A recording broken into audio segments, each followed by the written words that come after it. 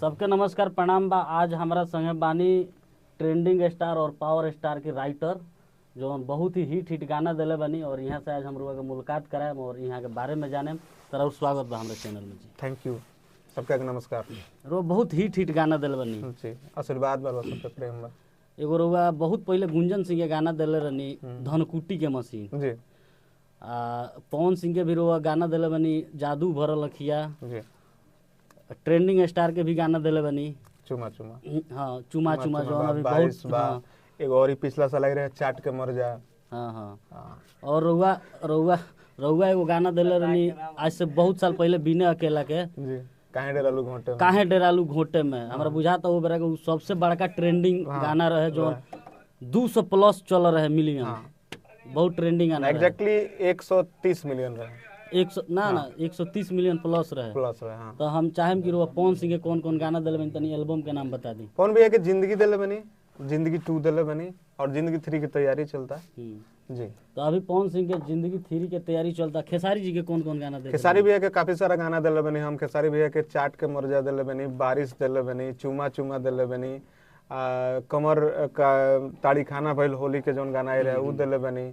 शायद एगो गाना और कोनो कइले बनी ध्यान पर नहीं था। जितना रुआ गाना के एल्बम के नाम सुना तनी सब गाना हिट बा। और रितेश पांडे का भी वो गाना, रितेश पांडे जी का भी 21 लेबू की 51 लेबू 21 हाँ। आइल बा अभी आज 1 मिलियन कंप्लीट भइल बा। और यो कोनो गाना दिल? हां एगो और ही गाना रितेश पांडे जी के वही चैनल पर आइल रहा। एकरा पहले हमरा दिमाग में नहीं आवत गाना सोनी म्यूजिक से एगो आई रहे और गाना रितेश जी के।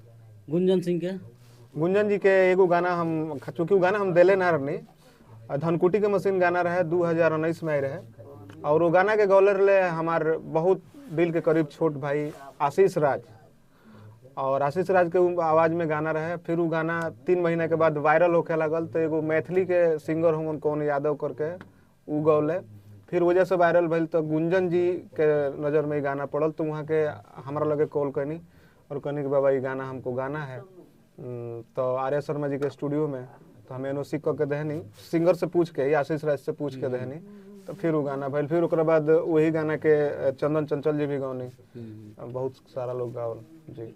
अभी रोलो जितना एल्बम के नाम सुनने लो ये सब हिट सॉन्ग रहला। एगो और हमरो सवाल पूछे के चाहते जी पूछे कि लोग कहेला कि राइटर लोग गाना चोरा के दे देता गावे के, ई कहां ले सत्य बा? लोग कहेला कि राइटर चोर है। आप भी चोराए? देखिए एमे दू गो बात बा।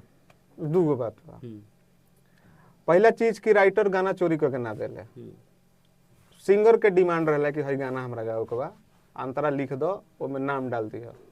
चूंकि ई सारा इंडस्ट्री जोन बा उ अर्थतंत्र पर टिकल बा, पैसा पर टिकल बा और गाना चुरा के गावला के कोनो बड़ा लक्ष्य केहू के नहीं है।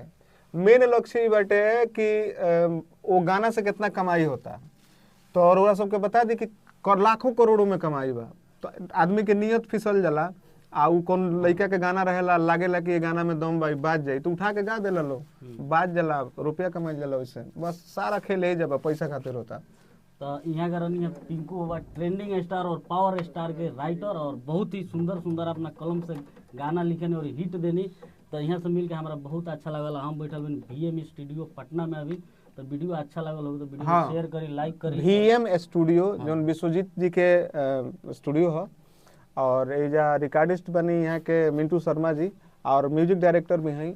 बहुत अच्छा यहाँ के व्यवहार बा, बहुत अच्छा। चूँकि हम रात के डमी करे आए रही तो आज फिर डमी करे करला तो हम कहनी है कि ना वही जगह ले। तो बहुत अच्छा व्यवहार बा, बहुत अच्छा काम करते नहीं यहाँ के।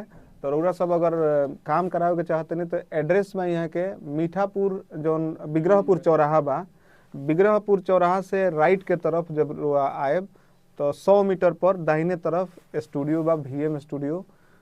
तो अगर आप सिंगर हैं तो आइए यहाँ गाइए, बहुत अच्छे लोग हैं, बहुत अच्छा काम कर रहे हैं। तो मज़ा आएगा आपको भी, इनको भी जी। तो वीडियो अच्छा लगे तो वीडियो को लाइक कीजिए, शेयर कीजिए। तब तक के लिए धन्यवाद।